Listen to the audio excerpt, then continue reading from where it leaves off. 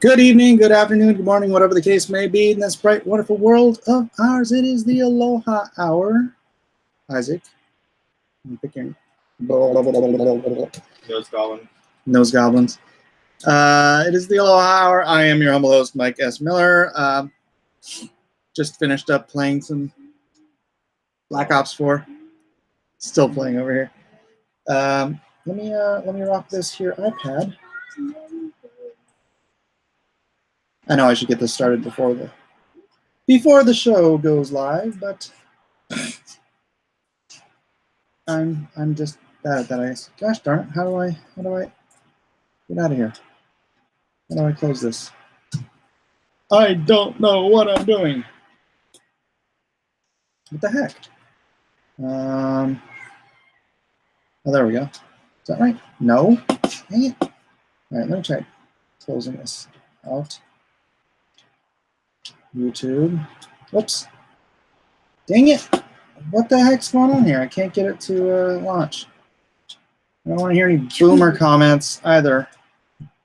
Connecting to Xbox One. Why is it connecting to the Xbox One? I just clicked this and it went to connect to the Xbox One. Oh, it's because you didn't click the broadcast button. Oh, that's Stop weird. it. Disconnect. There you go. You got it. And get rid of that. Start You that. disconnected me. Quit your whining. It's not like you were live streaming. That was No one me. cares about your live stream. No one cares about my live streaming. You guys care, right? Look at you all come in here for the Aloha Hour. Enough with the boomer crap, okay? I'm not a boomer.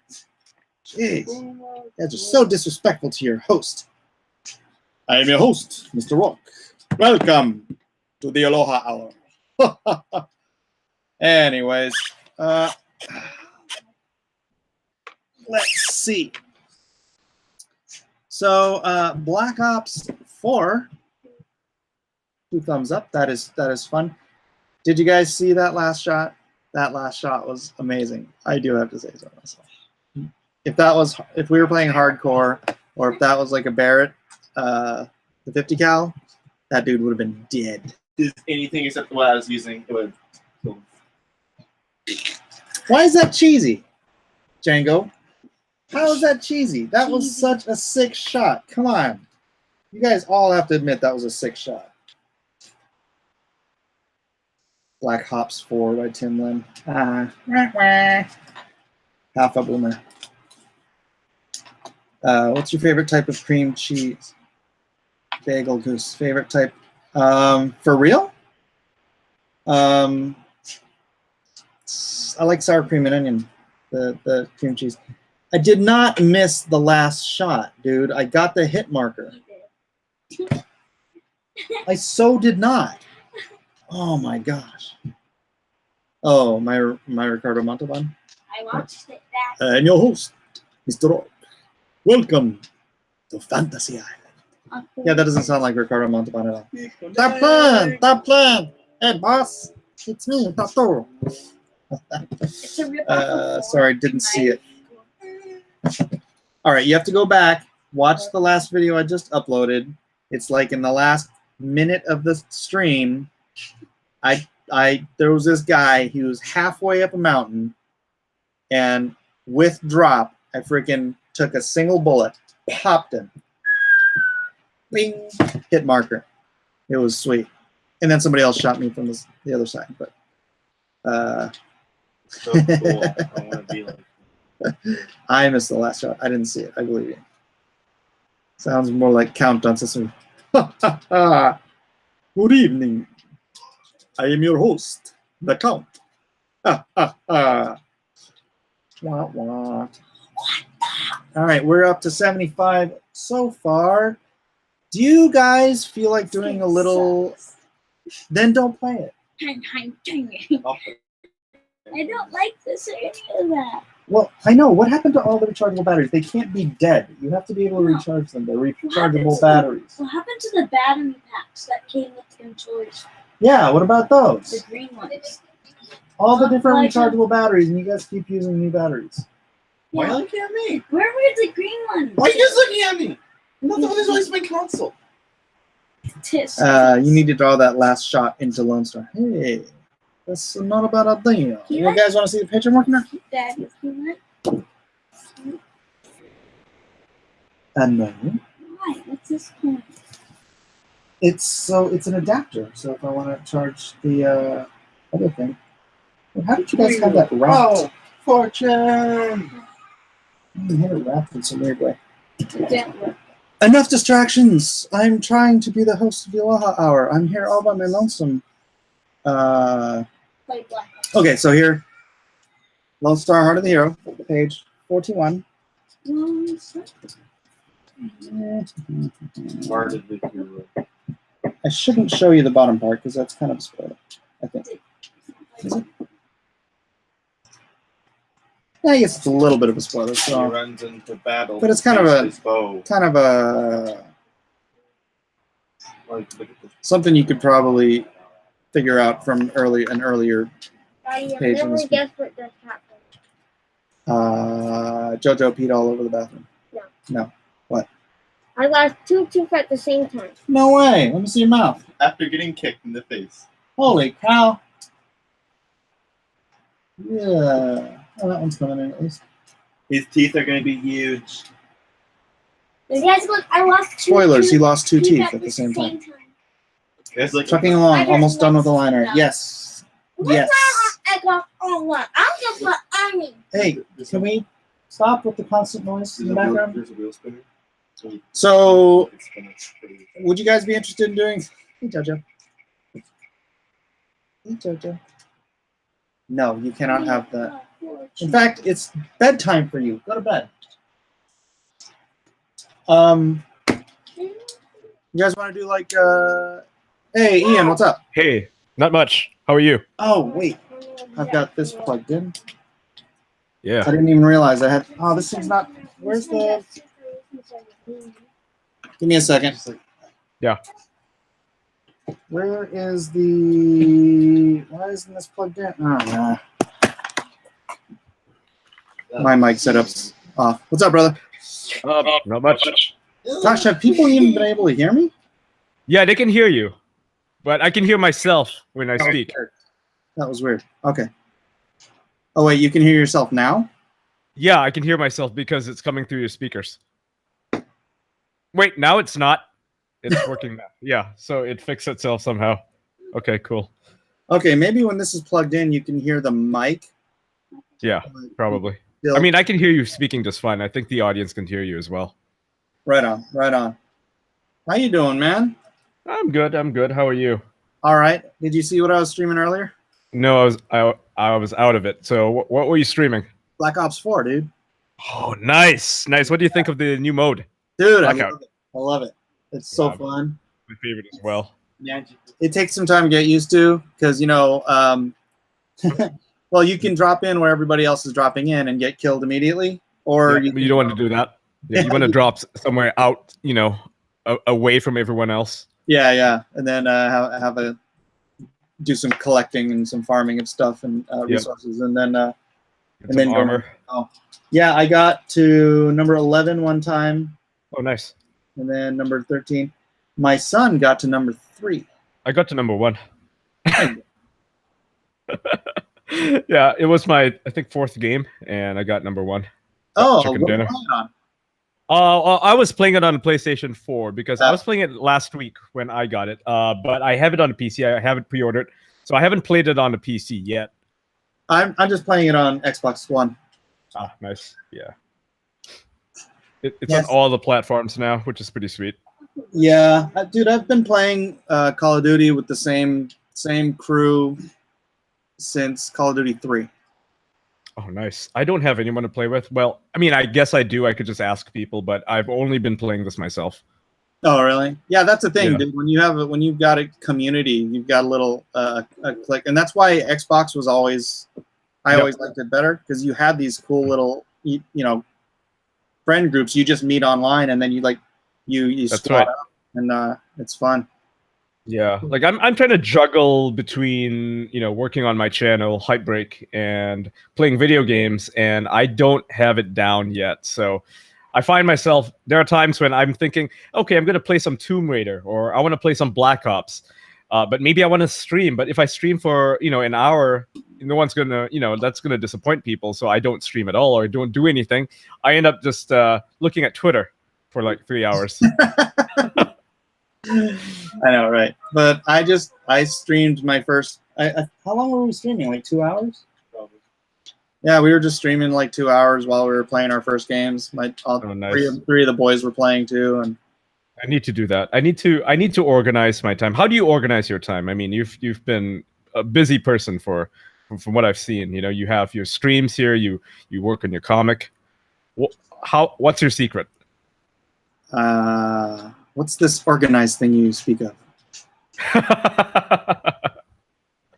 It's just chaotic, dude. I jump on when I got time, and if I'm drawing, that's the easiest time for me to stream, because I can just, I'll prop up a camera up here and people can see what I'm doing, even though my resolution is terrible because my my upload speed is crap.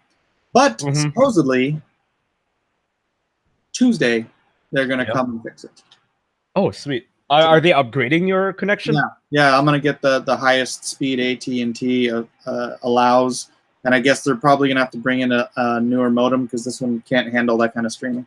Yeah. Nice. How fast is it? Right now? Yeah, right now. It's a slug, man. It's like the upload speed is like 1.8. Oof. Yeah. So the new one, I'm assuming, is at least 10 times faster, right? I think they said it was like 4 times faster. Which is okay. So so it's probably like 2.5 or something right now, and you're just it caps itself, right? So Yeah, about 10. That's good. It better be 10 better. megabytes. Yeah. Yeah, it's terrible. So ideal. But we have a lot of computers running all the time, so Right. Yeah. I'm playing Black Ops right now. I'm installing it right now.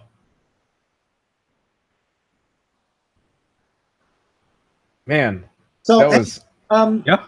What's up? tell me your history, man. I don't know a lot about you. My history. Well, I started as a game. Well, where do you want to start? When When you were born. Where were you born? I was born in Malaysia. I'm still here. I moved around a lot.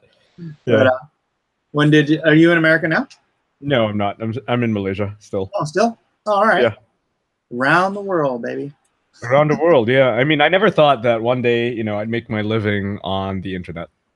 I mean, back then, when I was born, it's the 80s. There's no internet, right? Obviously. I know. I remember.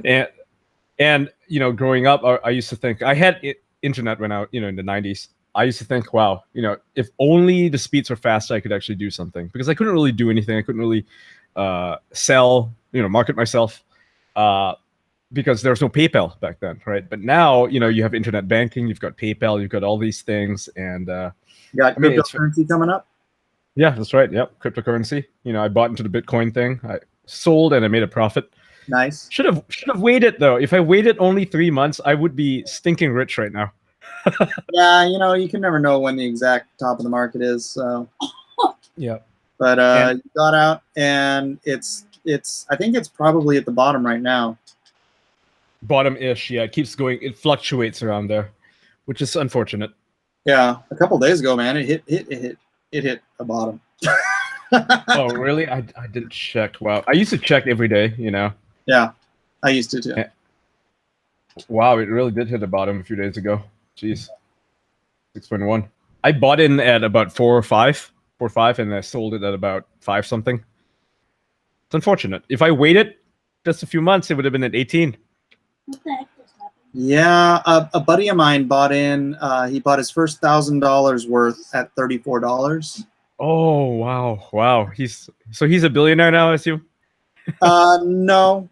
At the peak, his investment was worth $88 million.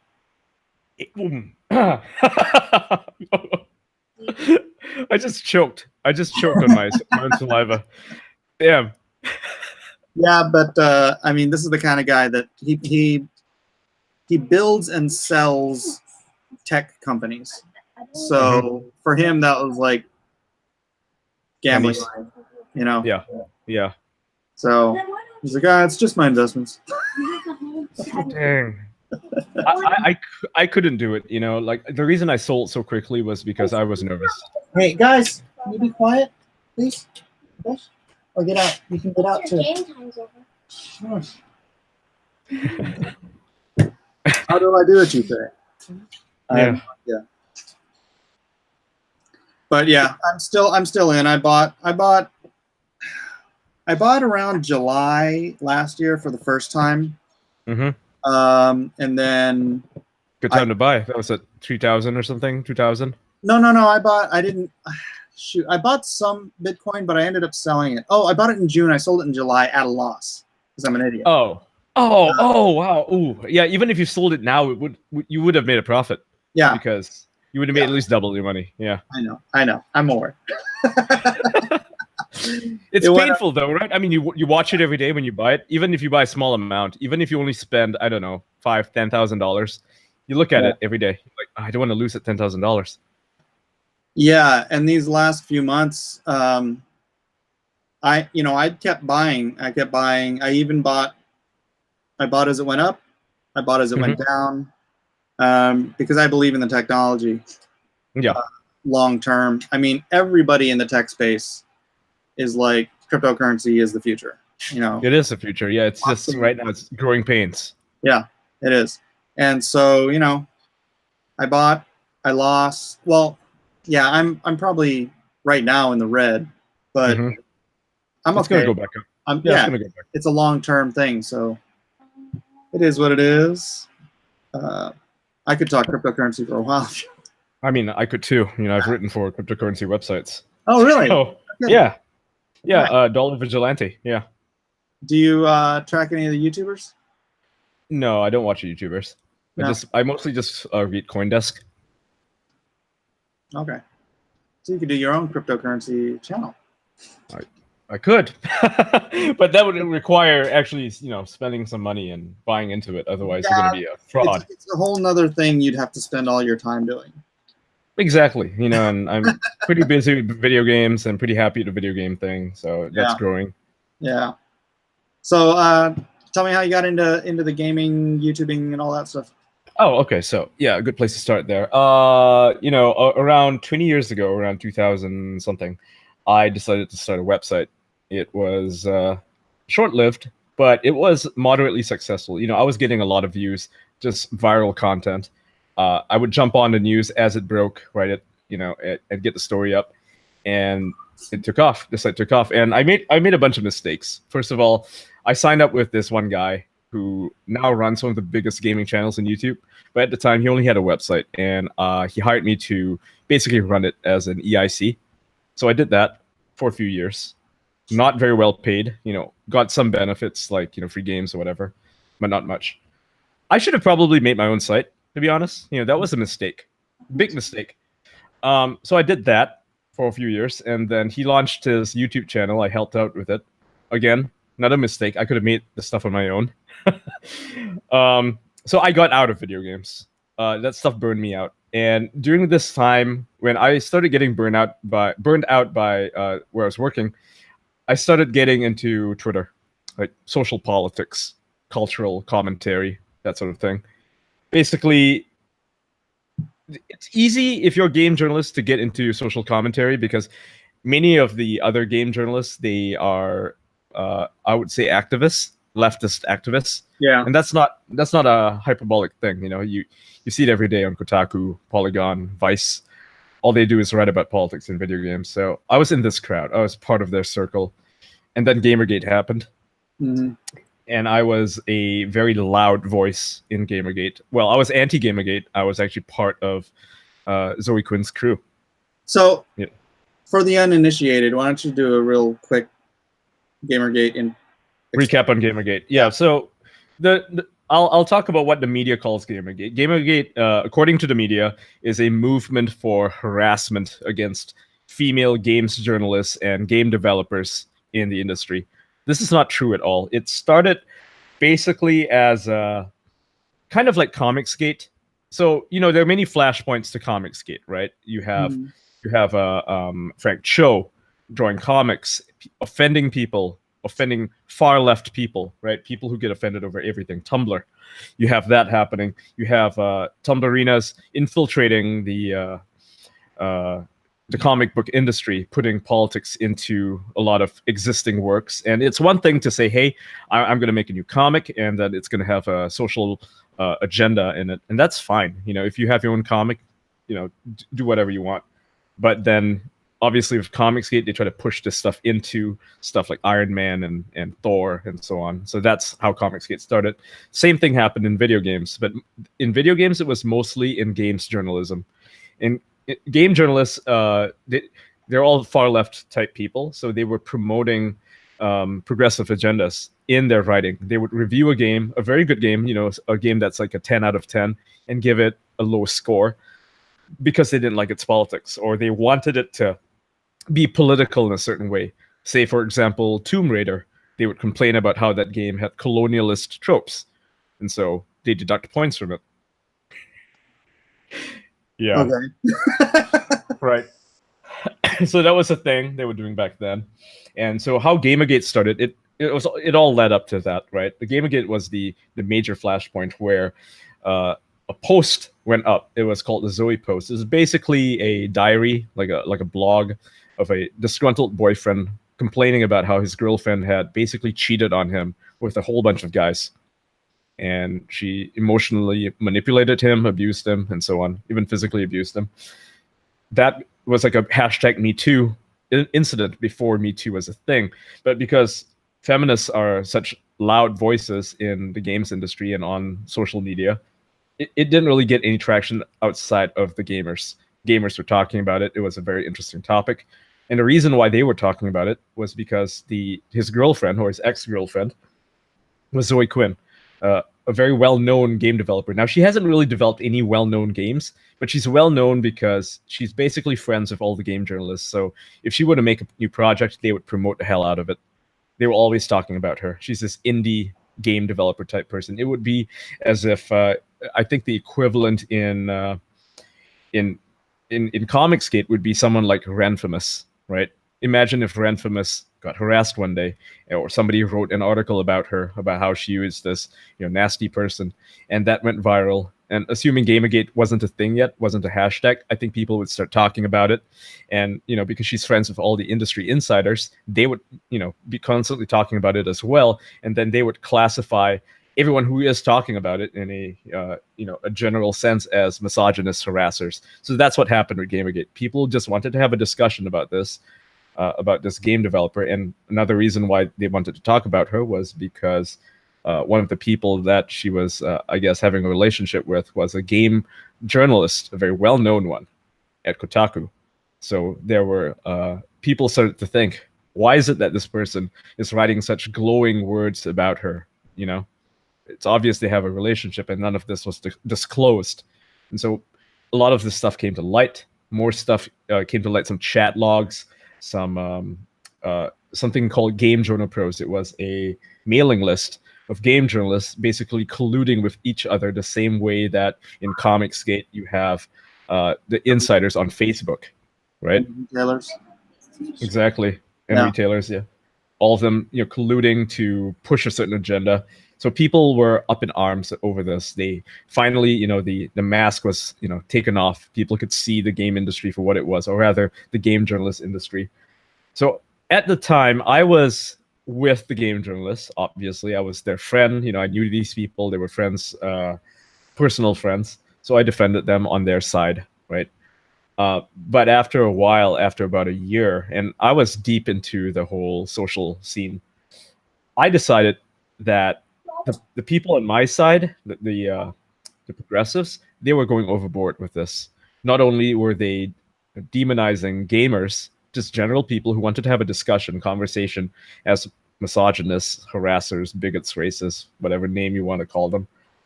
Not only were they doing that, they were also doubling down on pushing their social agenda onto everything, even things that don't really deserve it. You know, you can have a completely innocuous game, something like The Witcher, for example, and this is the example, the exact game that actually set me off. They called it racist, right? They called it sexist, and it was very obvious to me because I'd played the game. that none of them even played it.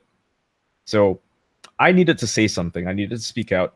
And all the times before when I would speak out against one of these critics, when they condemn somebody or a game or anything for being problematic, you can't do that. You can't. If you refuse to toe the line, they will come after you, right? Sorry. So, yeah, no problem. Let's see what you're doing. Yeah. So, anyway, I came out basically apologizing to all the people I demonized. I was like, okay, I just want to play video games. I just want to talk about video games. I don't want to be part of this this movement of bullies. And so, I got a job at Heat Street at this time, and Where? like I said, Heat Street was a News Corp site, kind of like Fox News Insider, something like that. More blog style, more conversational style. It was sort of designed after Gawker, where we would basically talk about gossip or social issues, from a very personal perspective. Not personal as in I'm telling you my life story. More like personal in the sense that here's my hot take on this. That's how we did the news, and I basically shifted to the other side. That's where I went, and some would say that I went too far with going towards the right. But I've reeled myself back in since then. So we are here now. This is today where I'm still speaking out sometimes against any sort of politicization of video games. When I see something crazy, absurd, I point it out. But mostly I'm just here for the video games. I just want to talk about them, play them, entertain other people with my thoughts on the video games or why I think you should play a game. Right. Okay. That's good. Sorry, these guys are so distracting. It's okay. So, in comics, I kind of see the through line of why they would. Okay, you guys are done. Turn it off and leave. No, because you're being way too loud and annoying. So go. Be quiet You're not being quiet. now. I think it's just me. All right. I see the through line because comics is R&D for film and other media, right? Media creates culture. Culture is downstream from politics. So I see the through line from comics are the seed that grow into the plant, the circle of life. Yeah. Do you see, and therefore I understand the motivation for the people who are trying to maintain a stranglehold of leftist ideologies being promoted through comics, right? Yeah, right. I mean, I saw this quite a bit, and I still see it quite a bit in gaming. Anita Sarkeesian, the creator of Feminist Frequency, she's a vlogger, I guess you could call her that, made a series on how video games are problematic because of how they treat women in them. The representations of women are not good, according to her. And I can talk at length. I can talk for hours about how bad she is and how she cherry picks all her examples. But I will say that at VidCon 2016, she actually gave a speech explaining how she doesn't really care about video games and how she's using it as a medium to promote her ideology. And this really shouldn't be a secret. I think the people who know her, the people who support her ideas, they know this to be true. But if you confront them with this fact, they will deny it. They will say, oh, this is a conspiracy theory, right? It sounds like a conspiracy theory, but it's actually pretty simple. She's a critic, I guess, more of a critic / activist who's using a medium to promote her ideology. And I think a lot of people try to do this. I mean, with Vox Day, he tried to use Comicsgate as a means to promote far-right ideologies. And with Anita Sarkeesian, she's trying to promote far left, and she has many supporters, unlike Vox Day. But their ideas, their concepts, their ideology is equally flawed, in my opinion, because it all involves the subjugation of free people, right? Freedom of thought, freedom of speech, freedom of expression. All this has to go away so that things can only work the way they want it to. Well, I will admit I don't know so much about Vox and his political leanings. I just heard people, talking about him, saying he was a racist and all this stuff. And He's a white nationalist. Yeah, well, yeah. I'm just not the kind of guy that just takes that stuff at face value because they call all of us racists. Oh yeah, I know that's the problem with it as well, right? Because they keep calling, like they'll call me a Nazi, right? They'll call you a Nazi, they'll call Ethan a Nazi, and none of us are obviously Nazis. We're not Nazis in any form, shape, whatever, right? Yeah. And then when a real, I won't even call him a Nazi because Nazis have been dead for what, 80 years? Yeah. It's like calling yourself a Roman centurion. You're like, Exactly. okay, you're just. It's just goofy, right? So he's definitely a white nationalist. You can actually read his writings on his blog. Yeah, He no, talks no, about- that's what I was saying is because I heard these things and I don't Right. buy into this stuff because they call us all that thing. I went and I looked up what they were accusing him of. I read on his own blog the kind of stuff that he says, and I came away with it with the opinion that he is a, you know, white or not white, but well, he's a racist. An identitarian, yeah, a racist. Identitarian. Yeah, exactly. And yeah, I'm not cool with that. I'm not cool with that either. And you know, honestly, it's funny, right? I'm not here to defend Vox. I don't like the guy at all. I don't like his philosophy. I think it's abhorrent, virulent. The funny thing here is that the far left's ideology is not that different from what he's preaching, right? When they talk about cultural appropriation, what they're really talking about is segregation. It's the same as what he's saying, only he uses different terms. Yeah. They're using different terms. They're using very politically correct terms, postmodernist terms, if you want to use the what Jordan Peterson would say about these people, right? They're using postmodernist lingua franca, I guess you could say, to trick people into following their ideas. But it's really not that different from what he's saying. They're just doing it from a different perspective. It's still class warfare. It's still everything. From what I have gathered, and again, I'm not that well versed, that whole alt-right mentality is not even right-wing. No, it's not. It's socialist. They're socialists, yeah. They're not right-wing at all. They're anti-capitalist. Yeah, they're just a racist flavor of leftist. Yeah, which is funny because leftists themselves have a different flavor of racism, right? Yeah. They don't like white people, for example. They don't like Jews. And they have very low expectations from blacks and Mexicans.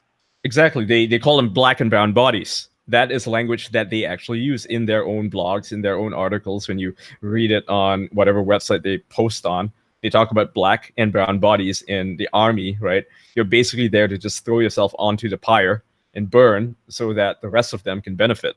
It's all about collectivism. It's no different from what the Nazis were doing, right? The Nazis believed in the collectivist ideals very much the same way that the Soviets did.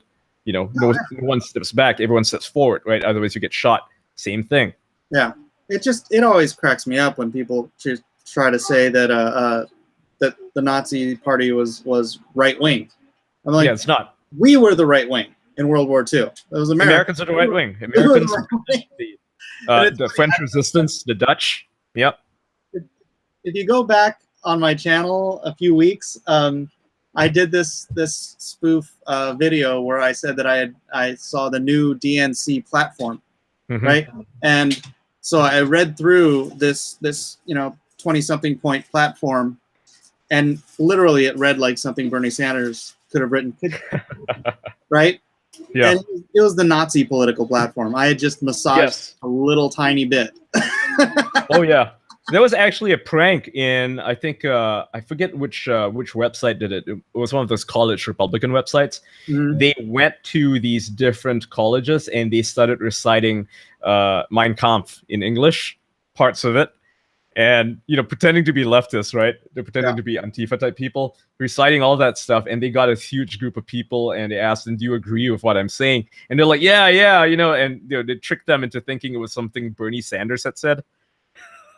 Yep. Bernie Sanders was a great Nazi. Oh yeah, he's a leftist. Yeah. And this is not to go down the whole Dinesh D'Souza route, right? I mean, he has this crazy idea that the Democrats enabled the Nazis. No, that's stop. I hate his work. Oh, he has this weird documentary where so I don't even know where to start with his documentary, and I'm sure some people in chat like him. I don't. A lot of conservatives don't like him because he's kind of, I don't know. He gets his facts wrong a lot of the time and he's dishonest. But there's a part where I think his wife, he has his wife start singing, belting out a song in the middle of his documentary. Okay. Yeah, that's the thing. But anyway, going to Dinesh, Dinesh would say that that the left are the real Nazis. By the left, he means liberals. He doesn't mean like the far left. He means liberals. Or the Democrats are the real Nazis. But that's also like that's reductive, right? Bernie Sanders doesn't represent the Democratic Party any more than Richard Spencer represents the Republican Party. Well, I would have agreed with that 10 years ago. 10 years ago, yeah, I guess so. I mean, now you got Ocasio. World, man, it's a whole Yeah. different world. It's We've a got whole a different whole world. generation of little Bernie bots that are going to be taking over the Democratic Party from their elders very shortly. You know, I'm okay with that because majority of Americans don't like that. Majority of people in this world don't like socialism. Oh yeah, they'll never win another election. No, they're not winning this. I mean, look at Canada. I mean, they went with Trudeau, and he's the farthest left that they had gotten. And now he's not like ultra socialist or anything like that. You know, he's still a liberal, but he definitely has a lot of socialist ideas, like really bad ones. Like the healthcare stuff is whatever, right? But he's got like socialist ideas, feminist ideas. He's probably not getting reelected. The next guy's probably going to be Doug Ford. And is it Doug Ford or Rob Ford? I think It's Rob Doug Ford. was the cokehead, right? Yeah, Rob is a cokehead. Yeah, I mean he's a good guy, but he was a cokehead, right? But It's like his it's Doug brother or Ford. something. His brother, yeah, he just won the. He just became the premier of Ontario, and he is a conservative. He's from the Progressive Conservative Party of Ontario. He won, and now he's kicking out like half of the NDP. Those are the leftists in Ontario. He's kicking them out. He's cutting their seats because apparently they're spending like $20 million a year just to pay them to do nothing. So he's kicking these guys out. He can do it. It's perfectly legal and it's okay. And Canadians, the people who voted for him, they're all happy. I have liberal friends in Canada, in Ontario, who voted for him because they're tired of the corruption of the left. And the left says they're extremely corrupt. They're like Chicago Democrats, right? Yeah. So, I mean, considering that Canada is going to the right again, I guess you would be like center right. I think America is also going to do the same thing. You know, I mean, America is on the center right for the most part. Yeah. Except for like San Francisco, It's obviously. funny though, because what you end up with in America is you have a class of people who believe that they're moderates, who are actually leftists. Yeah. Because all the media that they consume is leftist propaganda. Yeah, so that becomes a new normal. Or at least very left-leaning. And because this is all the media they see, and it's everywhere, right? Except for Fox News, talk radio, everything is left-wing propaganda. Everything's left, even NPR. Yeah, NPR, which is what? Financed by the government. So they come to a rational conclusion, and I got to say, from their perspective, it is rational, that this is what the middle looks like. Because a fish doesn't know when it's wet. Correct, yeah. That's just the reality you live in, the new normal. And I think Ellie Stuckey, she had this great tweet today. She's at Conserve Millen on Twitter. She wrote, when Google says they don't operate via political bias, they're being sincere. Much of the left don't see their views as political, but as moral. To them, it's not that they're liberal, it's that they're just right. Yeah. And because of that, everyone else is wrong. Correct, yeah. I mean, it's as that. Not just that, they're not just right, but what they believe in is good. Therefore, those who disagree with them are evil. That is correct. It's a black and white view. It's polemic, right? I think, what's his face? Stephen Colbert said it a few years ago. And I'm not talking about his truthiness rant. I'm talking about how reality has a left-leaning bias. That's how he said it, or liberal bias. That's what they're talking about. Reality has a liberal bias. Oh, no. So everyone who is not a liberal, not a leftist. I mean, liberals and leftists, they're not the same thing. Not exactly. No, but I'm a liberal. Right, you're a liberal, right? And I'm a conservative. I'm in American parlance, I'm a conservative. In the traditional classic understanding of the word liberal, I'm a liberal. Yep. Likewise, I mean, I'm classical liberal, right? That's why the term exists. We have to differentiate ourselves from the modern liberal, which could mean the classical liberal. There are, people on the left who are genuinely liberals, people like Bill Maher, for example. And then there are leftists who just want to ban everything, censor everything. Those guys are not liberals at all. They are authoritarians. Yeah, they're useful idiots. Useful idiots, exactly. I think, what's the name of the guy who came up with the term useful idiot? I mean, it's the Soviets, obviously. It's in 1983, right? He did a former KGB agent came out. Oh, I thought Stalin. Oh yeah, Stalin came up with it. Yeah, Stalin came up with the term "useful idiot." But this guy is a former KGB agent. He was actually his job. I'm sure someone in the chat might know, but his job was to basically indoctrinate people in the West to a leftist mindset. Right. That was his job as a KGB agent, and that was what most KGB agents did. They didn't spy, they didn't steal documents. Most of them were just there to insinuate themselves into society, and many of them were actually academics. They got high-ranking positions in various Western universities, and they promoted Soviet ideology, but didn't call it that. They just called it postmodernism. Yeah, it was the I always forget the name. The school, Frankfurt School. It was the Frankfurt School. Yeah, Cultural Marxism. Yeah. Marxism. And it's funny because you'll get leftists today saying, "Oh, you can't use cultural Marxism because it's code for anti-Semitism." Right. Because they were all Jews. Right. Right. Yeah. And Marx was a freaking Jew. Marx was a Jew, and it had nothing to do with Marxism. They were not. all, yeah. They were culturally Jewish. They were genetically Jewish, but they were atheists. They were atheists. They were not. They were not Jewish in the sense that an Israeli person is Jewish, right? Absolutely not. They don't. To them, class is the first thing. That is tantamount, and everything else, whether it's race, creed, ethnicity, whatever, that stuff is not important to traditional Marxists. That stuff is unimportant. The color of your skin doesn't matter, right? That's why Karl Marx himself wrote about On the Jewish Question. Like, what do we do about those Jews who are capitalists? Right? That was his question. Yeah. Jiminy Cricket put that KGB interview up in the chat for anybody who wants to see it. Not now, later. Bookmark it. No, it's a fantastic interview. Yeah, watch all of it. Anything that you can get on this guy, watch it, because it will give you an understanding of how leftists work, as well as how the alt-right works, because the alt-right uses the same principles as leftists do, and it's very clever.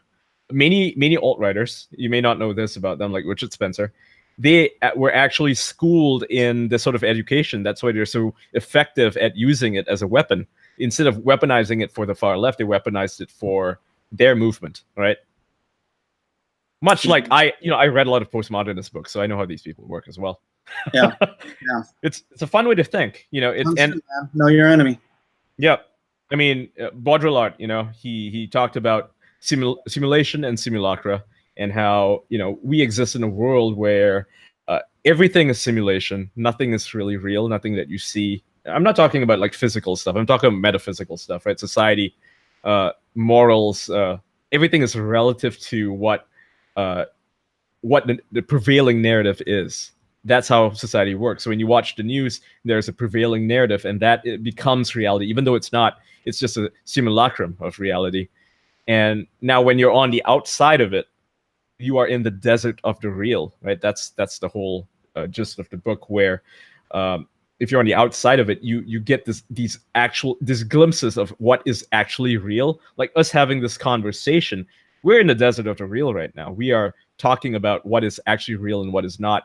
But when you are so embedded within the media or within any sort of narrative, whether it's the far left or far right or whatever it is, you are not living in reality. You're just going along with the zeitgeist. So it's fascinating to see how that works, especially when you can call it out. People don't like that so much. No, they have pretty violent reactions. They do. When you try to feed them the red pill, and I'm not meaning it in a political sense at all. When you try to feed them the red pill, they refuse. They'll take the blue pill.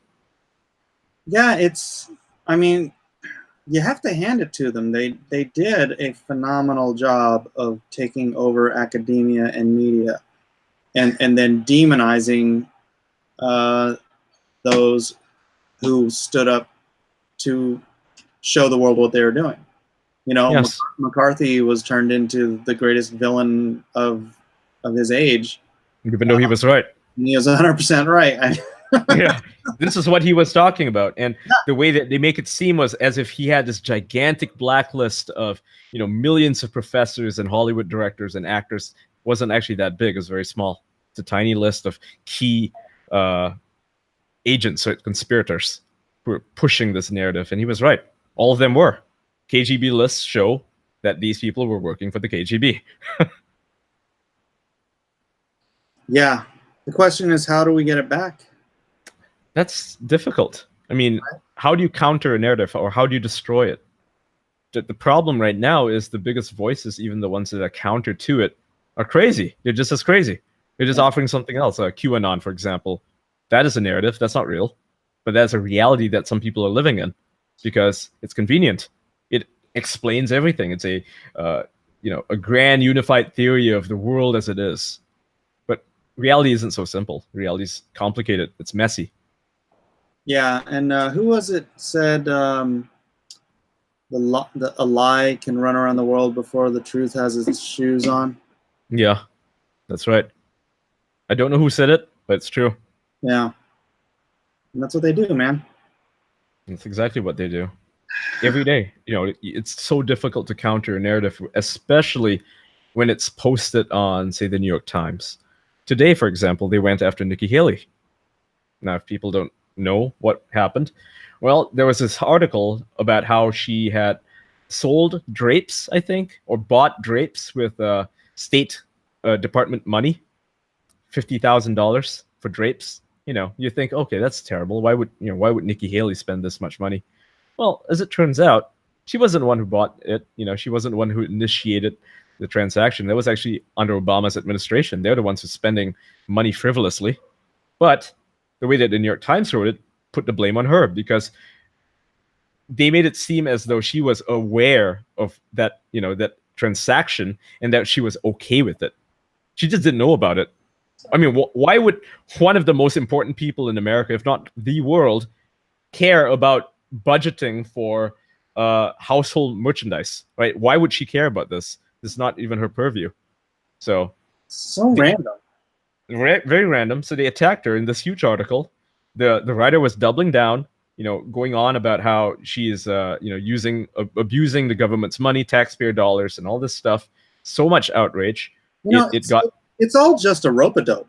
They're just a rope-a-dope. trying to keep us off our feet by constantly throwing anything they can come up with or make up, so that we never just get a footing and push back with the right agenda. That's what I love about Trump. He's like, all this crap, he just lets it flow right off of his back. It's like they're throwing tar and mud and feces at him, and he's just like, I'm gonna build a wall. Well, he needs to build that wall. He needs to stop focusing on this porn lawyer. He does. That's a pointless side quest he's gotten himself in. He needs I think Trump's problem is it's like he's up at 3 o'clock in the morning, everybody else is in bed, and he's got his phone. It's like, what's going on Twitter? Did you see Tucker Carlson's interview with the porn lawyer? The creepy porn lawyer? No. It was amazing, right? The porn lawyer. Yeah, he's great. And so Avenatti was interrupting him constantly, refusing to answer any questions. And Tucker was irritated. He was annoyed. He raised his voice. It's like, stop. I want to say something. And so Avenatti asks him, do you watch porn? Randomly, just do you watch porn? Like it has no bearing whatsoever on the conversation, but he asks Tucker, do you watch porn? And Tucker hilariously replies, I think I'm into humiliation porn because I love watching you on CNN, making a fool of yourself.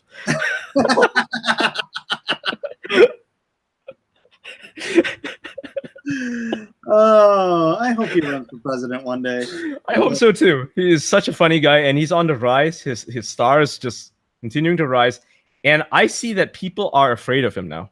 Like the left has not been paying attention to him very much until now. Why? It's because he's young, he's smart, he's disarming, and he can mop the floor with anybody he debates. That's right. He is extremely smart, and he also cares about the truth when no one else at Fox News, I think, really does.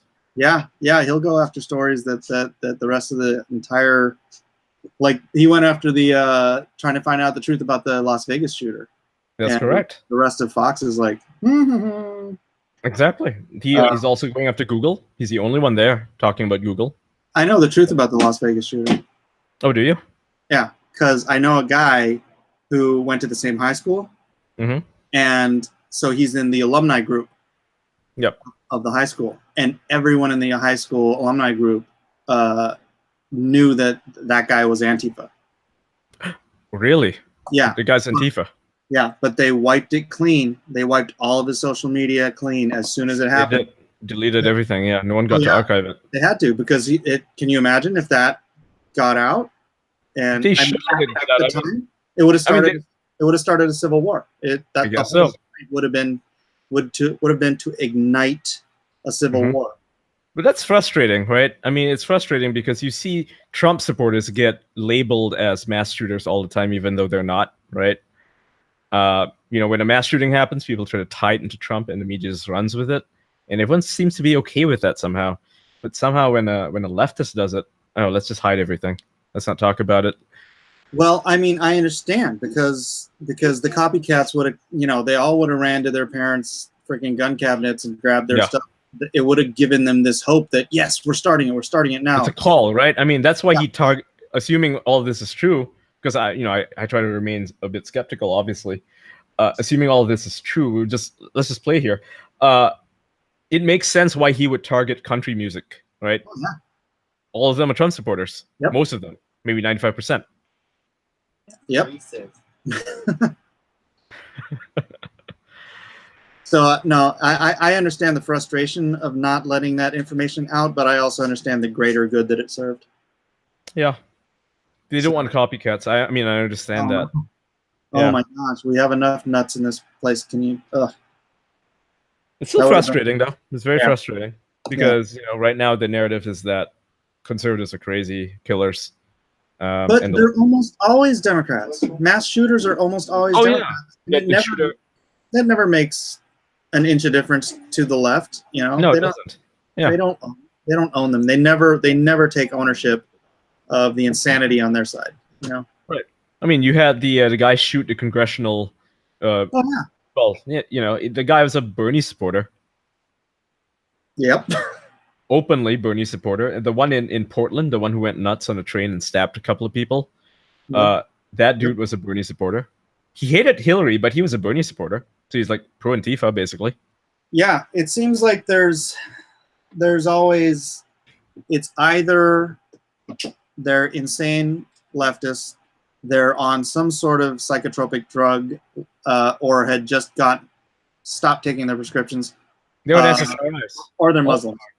Yeah, or the Muslims, right? And because Muslims are, Muslims in general, there's like 1.2 billion of them. Most of them are fine. But then the handful of them, the ones who are indoctrinated by, I guess, hate preachers, those guys are full on crazy, right? They're just like the Crusaders of back in the day.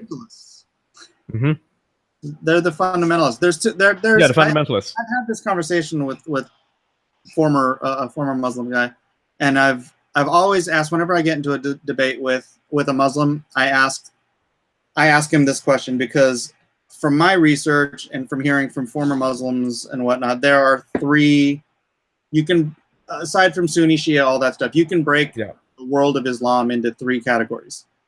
One is the fundamentalist who, okay, you can have fundamentalists in two of these parties. One is a pre-apocalyptic Muslim, one is a post-apocalyptic Muslim, and one is a cultural Muslim. Right, yeah, cultural Muslims is most of them, right? Yeah, hopefully. I think they are. I mean, I live among them, and they're not. They don't try to push anything. So the pre-apocalyptic Muslims are your terrorists. They are the ones who believe that they have to shape the world through the sword in order to bring the Mahdi into ready the world for the Mahdi. Yep, and the Mahdi, if you're not familiar, it's like a prophet, right? The final prophet. The Mahdi is their Messiah. Yeah. The post-apocalyptic Muslims are the ones who are awaiting the Mahdi before they shape the world through the sword. The cultural Muslims are like, cultural Christians or cultural anything else. Mom and dad are Muslims, so I do the stuff. But so from my perspective as a born-again Christian, I believe the Mahdi is coming, but we call him the Antichrist. Right. And so I believe he's coming. So what happens? Okay, take this from a Christian perspective. What happens to all of the cultural Christians when Christ shows up? Well, things don't work out for them. Yeah, they either fall in line or they go to hell. Well, but they're gonna be like, oh, all this stuff I grew up. You grew up with. Yeah. That's Okay, you're gonna embrace it. Yeah, hopefully. So what happens to 1.7 billion Muslims when the Mahdi shows up? Right. Yeah. War. Yeah, there's this guy Walid Shibata. I don't know if you've heard of him. I'm not. He was raised in Palestine. He was born in Bethlehem, and then he eventually he became a Christian. But he was like Muslim. He was in the PLO and all that fun stuff. Right. Wow. And PLO. so he became a Christian. He became like a teacher and whatnot. And so he was at this conference with different religious heads. And so he was talking to this a pastor and a rabbi, and they're like telling him how they know this great Muslim guy at this bakery. So they all go, a rabbi and a Muslim walk into a bar. yeah. So that's what it is. It sounded like a joke, right? So they walk in there, and he starts speaking Arabic to the guy, and he's like, hey, what do you think about these guys? A rabbi and a Christian. And he's like, oh yeah, I know these guys. They're great. They come in here all the time. We're friends. Blah blah blah. And he's all, no. The Quran says that we're to strike off their heads. That we are. Right. And the baker is like, no. We don't do that until after the Mahdi comes. Oh my God, that's a mess, isn't it? Yes, it is, dude. This is why I don't want to get into too much trouble here, but this is why I don't trust a lot of people. They have agendas, right? They're just keeping it from you, and most of the time they can ignore their agenda. But when the time comes, that's when you get to question your friendships with a lot of people. Oh yeah, because you can see it now. You can see it just with when Trump breaking people. How many of your left-leaning friends? Many of them, most of them, just snapped. Yeah, right. Right. They went nuts. Yeah. Maybe a handful stuck around. The ones who are not crazy, right? Maybe they're crazy in their own ways. I'm sure, but most of them, maybe not most, but like most of the acquaintances, I would say, went nuts. Right. Yeah. The people who still follow me on Twitter, they're fine. They're good people. Many of them are liberals. I love them. I'm liberal in many different ways. Like I said, I'm a classical liberal. Yeah. But then there's this handful of people whom you thought were your friends. Well, they're talking shit about you. They don't like you anymore. They think you're next to Hitler because you refused to denounce Trump. Oh, you defended Trump this one time when we were attacking him for something he was not responsible for. Oh, you did that? Wow, you're literally a bigot. Right? That's how they respond. You either think that Trump is the very worst human being on the planet, or you yourself are a racist. Yeah, you're either with us or against us. Yeah, there's no gray area for these people. There's no middle. It's very odd to me because the stakes are so low. I mean, what do they really have to win or lose? It's nothing. These are not real problems. There are bigger problems at stake. I'll explain it to you. When Obama was elected, and for 8 years, they just thought they'd won. They thought the future belonged to them. They were going to shape everything that happened in this country from now until eternity. Mm-hmm. And Trump came in and just knocked their apple cart all over the street, and they couldn't handle it. They broke. They broke. It's a flippant way to say it, but it broke them in some way that is. It's like a mental illness.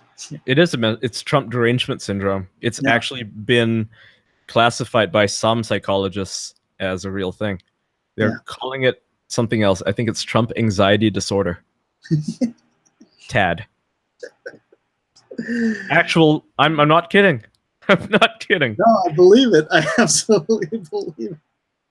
And the way to diagnose it is pretty easy. First president to ever have a mental illness named after me. Happy birthday to this future president. Thank you, Hillary. I have the best mental illnesses.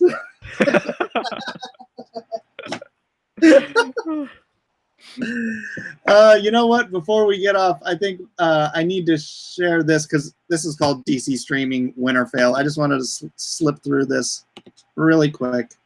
We'll just get your thoughts on it since Okay. you and I are the only ones here. Yep. Share. I have the best illnesses.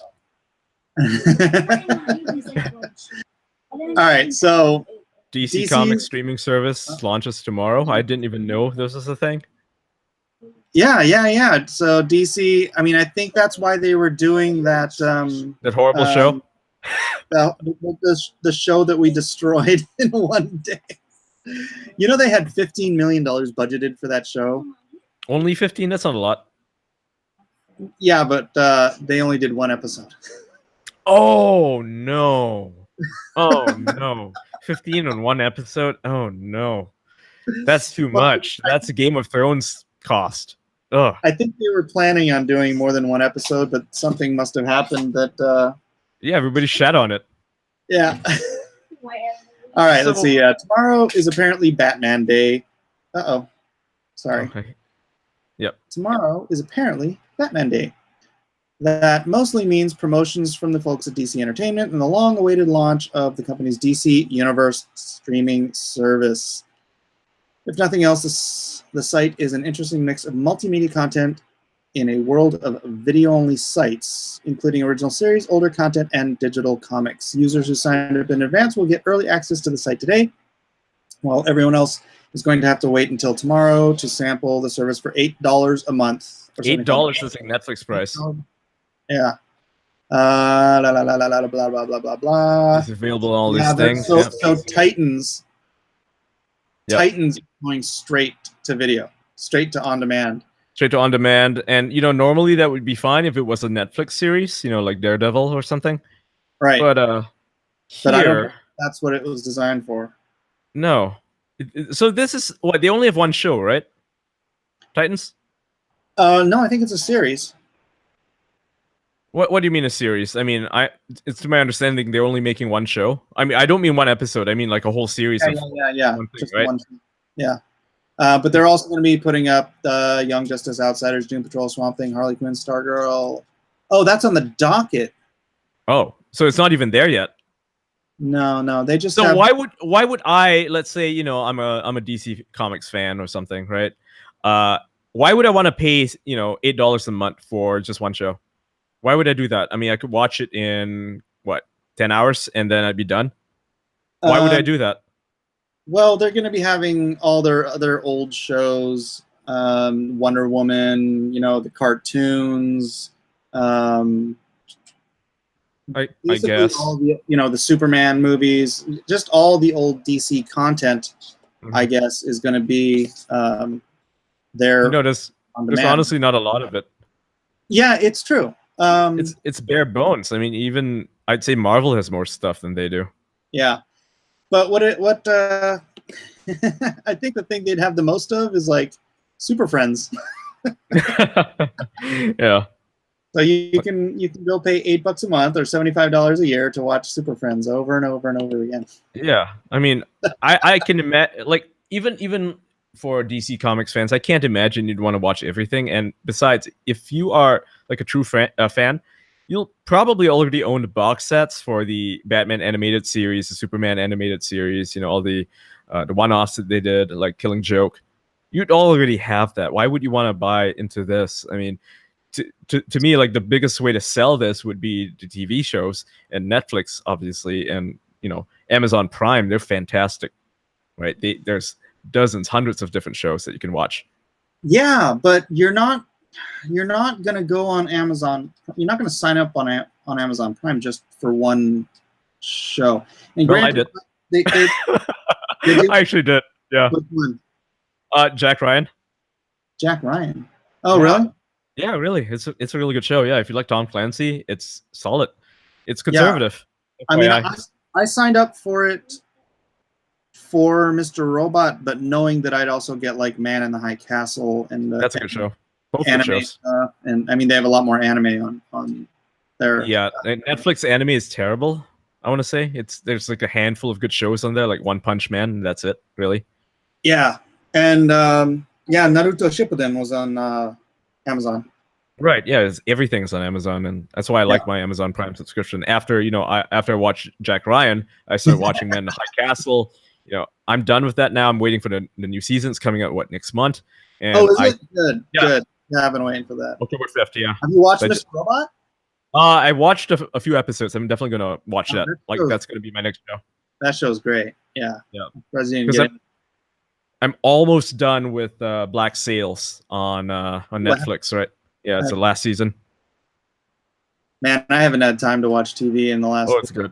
3 months. This whole Indiegogo thing is just it's major times. Like, speaking of Indiegogo, if you have not already, go to LoneStarComic.com. Check out my Indiegogo. Check out my comic. If you like it, please support it. Also, like and subscribe as long as you're here. Hit that like button. Let people know you're here. Yeah, the like button helps the algorithm a lot. Yeah. Everybody here, there's 196 of you. There better be at least 196 likes, or you guys are not doing your job. Come on. I would love it if some of you guys, or even all of you guys, all of you, and tell your friends too, if you came to the Hype Break channel, right? That's my channel. I'm doing it with Andy Worski. Some of you guys may know him. We're covering video games. Right now we got a lot of lists, but we are also working on documentary style content. That's taking a bit longer. And we're also working on daily news now. I think, I did the first news story today. It's about the Witcher TV series. So, I hope you guys check it out. It's if you want to join it, just go to hypebreak.tv or hypebreakgaming.com, or just type in Hypebreak. HYPE? Yeah, HYPE, hype. Yeah, Okay. not hip. Hip break. Yeah, let's go for the old people. You say it so fast, it almost sounds like you're saying height. Yeah, oh no. Yeah, it's Hype Break. Yeah. Hype Break. Yeah. Let me see if the domain's actually live, because I actually bought it yesterday. Yeah, it's hypebreak.tv. And it should take us right to my channel. Our channel, I should say. Chester, put that link up there in the chat, would you? Appreciate that. TV. So yeah, that so I was saying win or fail. I think it's probably going to be a fail. Mm-hmm. It's going to be a fail. I don't wish failure on them, but I don't see it as they're not making the best moves. It doesn't seem like the best venture. I think the best thing they could have done is to go to Netflix or Amazon Prime. That would be the best thing to do. Just, approach a studio, or just do it at Warner, but sell it to Netflix or Amazon, right? Yeah, I mean, all the Arrow crap is on. Yeah, it's on Netflix. Yeah. Daily. Yeah, I mean, like the new episodes, they just go up there all the time. So why not put it on there? That's where everybody is. Why would you? What they're doing is they're consigning Titans to its own death, right? They're sending it to die. It's going to be dead on arrival because no one's going to watch it. Who is even going to sign up $8 a month just to watch one show, really? They really don't have anything else, anything that you want to say, yeah, I want a subscription for this. Well, are they pulling, do you know if they're pulling all the other WB shows from Netflix? I don't think they are, because they're getting pretty good views. Okay. WB did this. Mm-hmm. If they said, all right, we're WB streaming, right? Right. Yeah, but this is DC. That could be legitimately, taking out a huge percentage of Netflix and Amazon and Hulu's catalog and just doing their own thing. But that just would work. DC, I don't think that's enough content. So exactly. I mean, they can definitely borrow content from WB because they are sister companies. But I don't see WB actually pulling out of any of these other sites. I mean, Arrow, the place people watched it on for the longest time was Hulu. Right, not even on TV. They just watched it on Hulu, and now people are watching it on Netflix. Same as Agents of S.H.I.E.L.D. That's a Marvel show, and they watch it on Netflix as well. Yeah, so it's perfect for it. By the way, that's a good show, Agents of S.H.I.E.L.D. Have you seen it?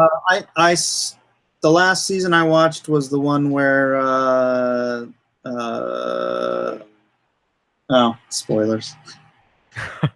Earthquake Girl. Oh yeah, leaves the girl. That was like the last episode I saw. That is like the third season. Yeah, that's the third season. It gets better. I think that's a kind of a weak season, but it gets a lot better after that. Yeah. Sierra Whiskey. Oh, hey, Professor Geek, you're coming on. Hey, hello. Hey. I'm gonna wrap up in about 15 minutes, but You're Oh, welcome. no problem. Did you have an opinion? Oh, hold on. Let me answer this question real quick.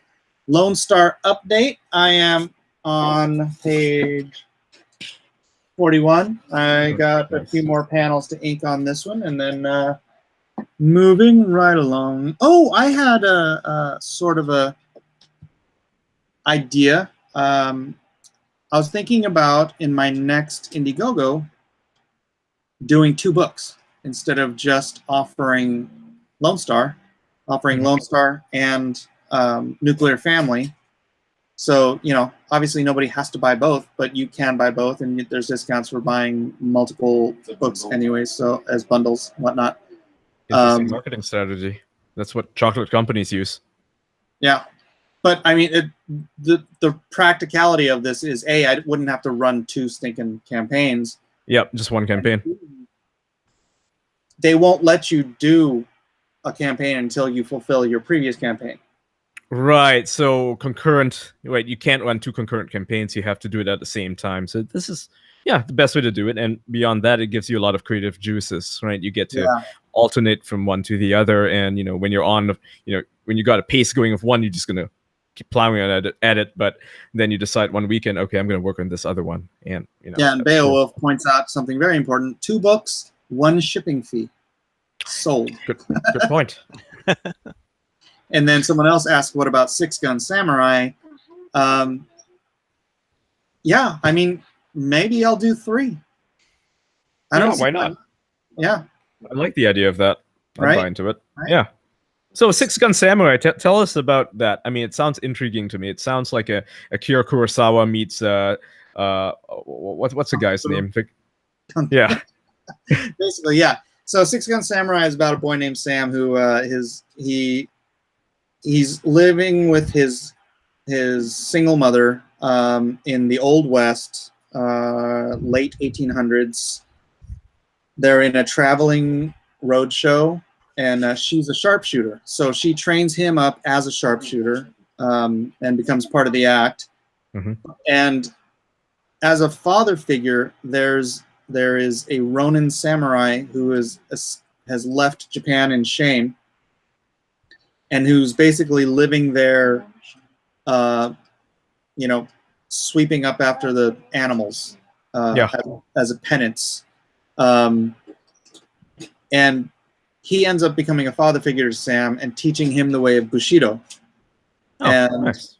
In an unfortunate accident, the mother is mortally wounded, and she tells Sam that his father is alive, and to go to him.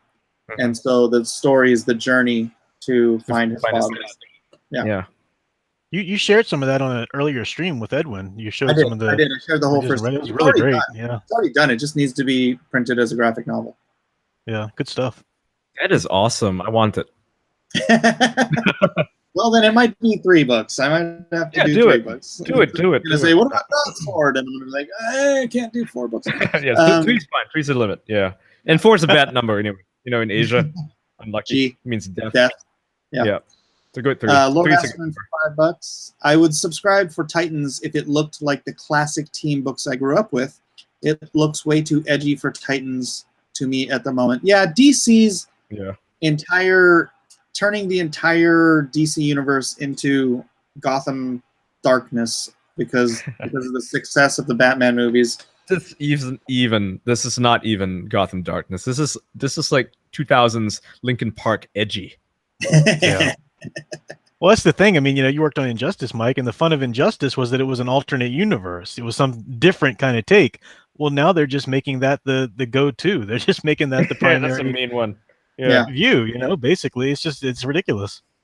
Did you make Injustice, or did you like just work on it? No, I just worked on it. Actually, I was hired to write a pitch for Injustice 2, a pitch I've been trying to get out of an NDA for, so I can share it here because it's just a great story, and I love Injustice. I played the video games. Yeah. I had this idea, and every time I went to a Chicago con, inevitably some 1 or 2 or 3 people from NetherRealms would come to my booth and be like, "I worked on Injustice, the game," and so I would pitch them this idea, right? And I'll just pitch it to you because I was pitching it everywhere, so this part can't be NDA. Yep. So I was saying that, you know, I have this idea. So you take this story, and it's 15 years after the end of Injustice 1, right? Yeah. Batman is the president, or Bruce Wayne is the president. Bruce Wayne, yeah. Superman's Clark Kent's mother has just died, and they're burying her next to Lois, and so he has allowed Superman out of the Supermax prison to bury his mother, and that's a mistake.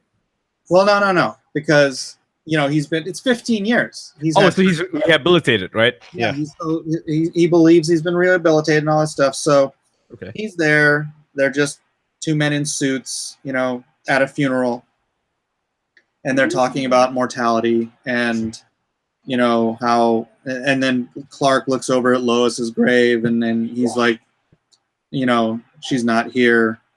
And Bruce is like, no, she's in a better place. And Clark looks at him and says, she's not here. And he blasts the dirt out of the ground, tears open the coffin, and it's empty. Oh, nice. Swipe. Wow. Scene swipe. Yeah. Ra's al Ghul's palace. Yeah. Oh, nice. A 20-year-old boy is practicing the martial arts against Red Hood. And Lois walks out and says, Cal, it's time to stop, or something like that. And this was my pitch. Oh my God. Right? Nice. Wow. I just love the fact that even in your comic pitch, you make the billionaire the president.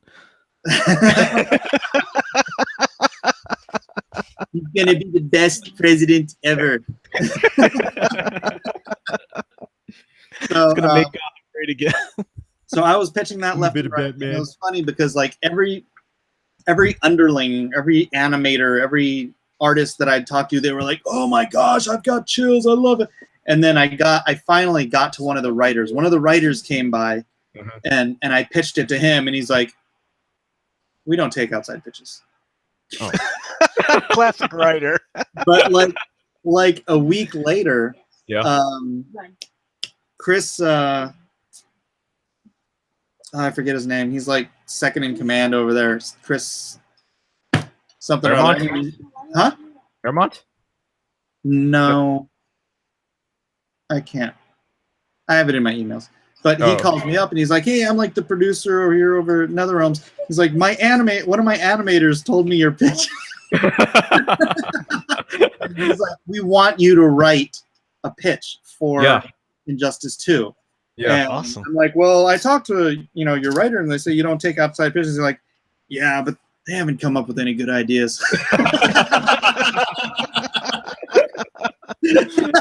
So what's happening to it? Is it in the water now? They did something completely different. They did something that starts 5 years or whatever right after Injustice. Yeah, I don't think they wanted that gap, but I had That's good though. I had a new character called Missy J, because it's 15 years in the future. I could it would be Joker and Harley's daughter, and oh nice, Missy J, that's nice. The family, I like that. Yeah. Right? Yeah. I had Green Arrow and Black Canary's daughter become the new Green Lantern. I had a bunch of cool stuff, and I can't get Chris Amaro. Chris Amaro. Okay. Yeah. I was thinking of a different guy. I was thinking of the guy who made Uncanny X-Men.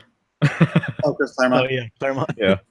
Yeah, but so I can't get a hold of them. They won't respond to my emails in order to just release me from the NDA so I can do everything. I read You might need a lawyer. You might need a lawyer to just speed things up.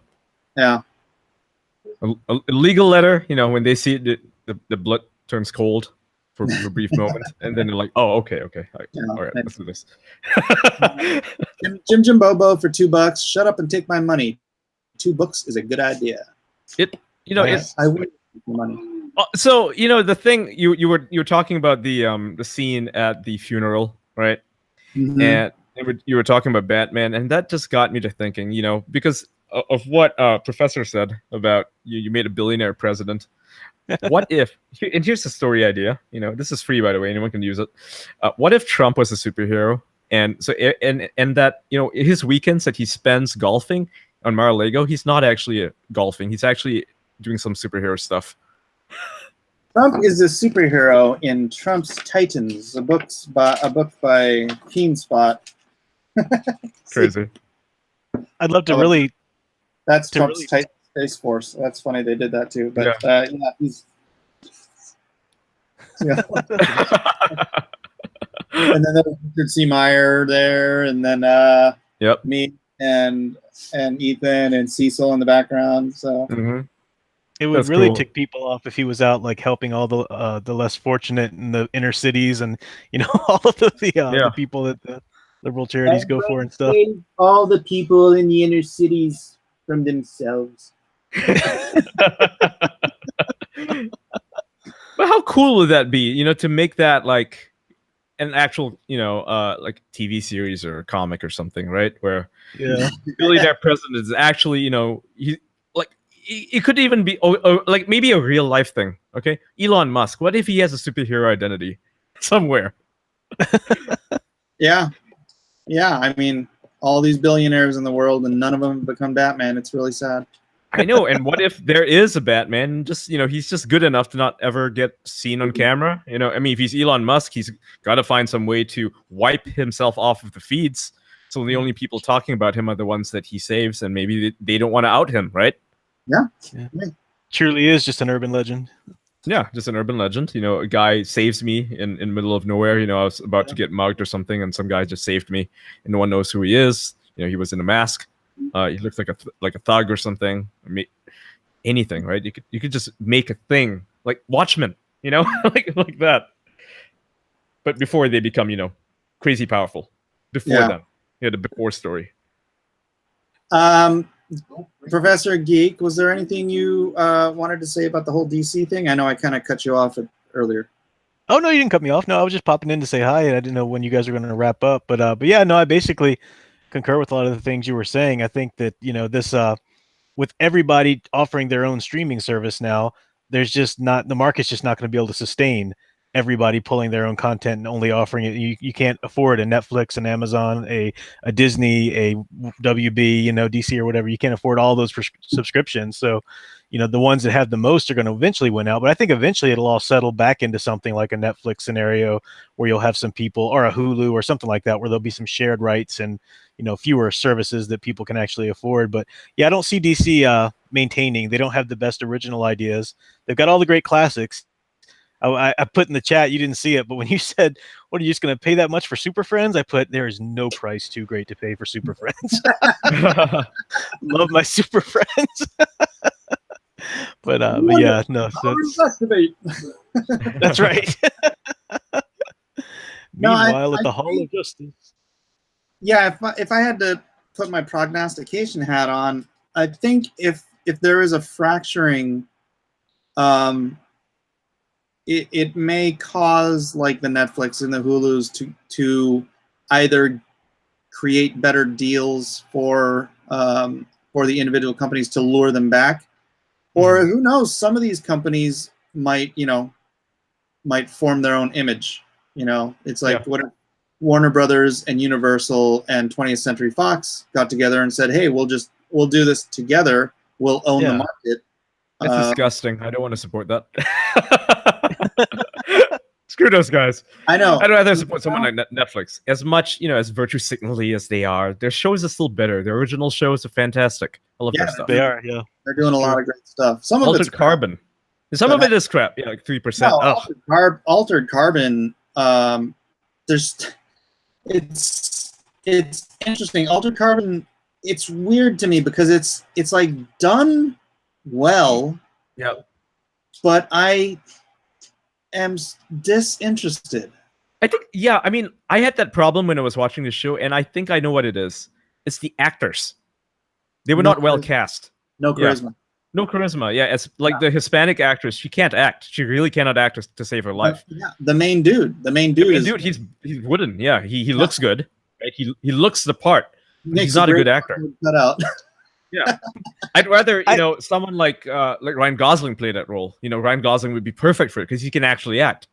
Yes, I agree. Yeah, I didn't really think about that. It makes sense from what you're saying, but I just love the different genres they were playing with. So you had the hard-boiled detective with the cyberpunk, and and then plus I'm such a huge Poe fan, and the guy they got to play Poe was just epic. Oh, I mean, he just nailed he's the that best character. part of the Perfect. show. He was the Yeah. best part of the show. He's And I got think charisma. he's He's got Yeah. charisma.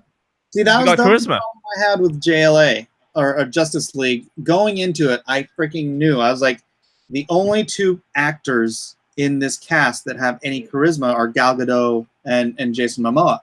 Yep. And granted, neither of them is the world's greatest actor. But if you're not the world's greatest actor and you have charisma, you can still draw fans, eyeballs, keep people glued to their seat.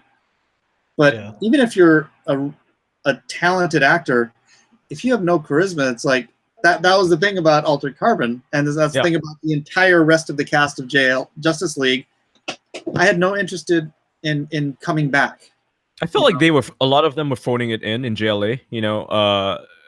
Ben Affleck, he can act, and he's got charisma in other movies like The Town, which he himself produced And directed. obviously, right? and directed. Yeah, I mean, he's great in that. In the He is. well, I think Argo. That was probably his best role, I think, in The Town. The Town is great, and Argo is like a close second. He did the same thing there. He produced it, he directed it, and everything. He's great in that. Henry Cavill is actually great in Mission Impossible, and you could see that he was phoning it in. Was he really? Because I've never seen Henry Cavill in anything where I thought he had any chops. Oh, he's good. You should check him out in The Man from U.N.C.L.E. I love them in that. I saw that. I thought he lacked charisma there too. I really like them there, but he's a lot better in Mission Impossible. I think he's a great looking guy, obviously, with no charm. You might like him in Mission Impossible I can see how I want to see that. So I can see how he phoned it in for JLA because he was actually filming those two films at the same time, and he refused to shave off his mustache for Superman. Well, that was contractual, wasn't it? Yeah, the company wouldn't let him. Yeah. Exactly. Yeah, it's contractual, but it tells me here that he values one contract over the other. Because otherwise he would not have that in the contract. Well, you can put a fake mustache on pretty good now. Yeah, you can. Exactly. And it would look better than the CGI that they put on his face. It would. Yeah. It was like Plastic Man wearing the Superman suit. Yep. Yeah. But I tell you, man, if Godot and Jason Momoa had a solid 6 months of really, really good acting lessons, I mean, they'd rule the world. Those two have so much charisma; it just pours out of every. Have you seen his Netflix series, Jason Momoa? I saw a little bit of it, maybe a couple episodes. Okay, he's actually good in that. Like, he can actually act in that one, which is a big difference from him. I used to watch him in Conan the Barbarian. He used to be in that TV series. They watch. Yeah, he was pretty bad in it. Nice to look at, but not the best actor. But he had the charisma, right? Yeah, I enjoyed him on Stargate Atlantis. He was Ronan. Yeah, that was. I enjoyed Game of Thrones. Yeah. Again, couldn't act there, but still, got that charisma. Very likable presence. Role. Yeah, that same role, like the tough guy. Yeah, tough guy who's like a native, right? A tough guy native. Yeah. And he needs acting lessons. But I think he definitely does have a lot of charisma, and you just give him a few years or even just a few months, whatever, right? Maybe he takes some time off to act. He can carry it. He could, if he wanted to, but there's actors throughout. Arnold Schwarzenegger's terrible actor. Terrible. And so is The Rock, honestly. For being honest here. Yeah, but The Rock has 400,000 charisma points. He's great. He's just fun to watch. He's a fun guy on screen. He's got this presence. He's just enormous. And when he wants to be hot, he can be hot. When he wants to be commanding, he can be commanding. So he's got just enough acting to carry his charisma. Yeah, I mean, same thing with Jackie Chan. Yeah, exactly. The guy can't act. I mean, honestly, he's good at stunts. Yeah. even in like his dramatic roles in Chinese, they're like not that believable, you know, but it's still Jackie Chan. So like, okay, I'm gonna watch this. I'm gonna enjoy it. Right? It's interesting, isn't it? So I think it's probably the directing then in Justice League that failed the actors, much like George Lucas failed in all of the prequels. I was about to say, I mean, look, the actors that he got, the only one there who can act without direction is Ewan McGregor. Everyone else kind of needs direction.